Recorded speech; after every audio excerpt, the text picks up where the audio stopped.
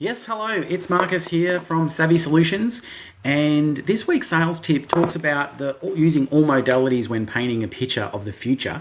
So we've spoken in previous videos about the necessity of talking to the business owner or the person that your prospective buyer, about what's unpleasant, what's not quite right, about their current experience. So what sort of pain or cognitive dissonance are they experiencing about their current reality? And it's all about what's going on for them now. And so that needs to be the focus of the conversation at that point. But at a certain juncture, you can certainly move on from that to talking about the future, which is, of course, a conversation around how they'd like it to be. And the only thing here is you're just not assuming that you know how they'd like it to be, because what's really desirable for, say, person X 3 years into their business might be not at all cutting it for person Y. So it's really important to not assume that you know what success looks like, and to ask them questions. And one really good tip here is when you ask them questions, make sure that your questions have elicit all of the modalities. So obviously the three major modalities is what they can hear, what they can see, and what they can feel. So what you want to get clear on is take them to a moment in time in the future. That might be, "Good day, Susie, it's nice to have you on the call." That might be a moment in time in the future, maybe, let's say, 12 months. Or if you sell solar installments, it might be 6 years in time once the solar has paid for itself. Or if you sell camper vans for some people's retirement, it might be 15 years, the 15 years they're going to enjoy the retirement.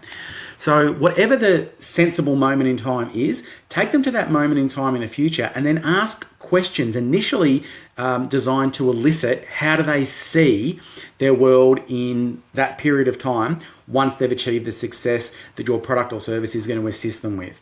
Then you want to know how would they be feeling about life, about business in that period of time once your product or service has assisted them to get there.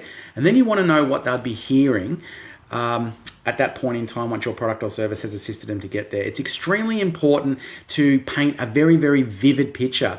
It's a pleasurable part of the sales conversation. It's something that the clients will typically enjoy, depending on how good their imagination is, depends on how hard you'll have to work to elicit these things. But the more time that they spend in this moment of the future once this success has been realized, good day, Alicia, it's nice to see you on the call. The more time that they spend in this moment in time once what they're pushing for and striving for has been realized, and the more you've engaged the three primary modalities, the more real it's going to seem to their unconscious mind. And remember, in sales, in human behavior, the unconscious mind is like an iceberg. So 95% of the iceberg is under the water, 95% of our processing is unconscious. So you want to be able to have their unconscious mind really experience this possible reality, and you'll do it by asking questions, and those questions should be designed to elicit both the visual, the auditory, and the kinesthetic modality. And the more that you can get them talking about those things when they paint their vivid picture, the more they'll feel compelled to move towards it, and the less hard you'll have to work in closing per se. So I trust that makes sense, and if you've got any questions whatsoever, just comment below or send me a personal message and I'll make sure you're taken care of. Have a cracking finish to the week in sales.